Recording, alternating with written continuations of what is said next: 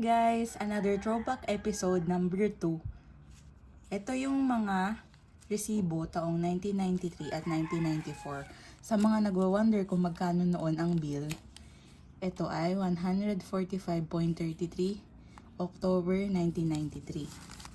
Tapos sa November naman 1993 din, 141.07.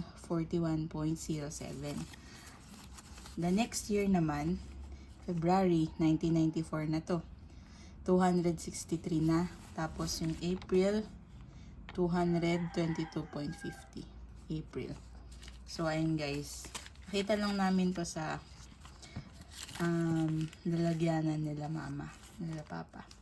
Diba guys, ang mura lang nun dati. Compare ngayon na libo na yung mga bill natin sa kuryente. Pinakamababa na lang ngayon, 1,000 plus. Tapos, yung mga iba, 5,000, May mga 10K. aircon, ganun. Mahal-mahal na guys. Dati Guys, 141 lang. Tapos, 100 plus lang. 263. Sarap bumalik sa nakaraan, no, guys.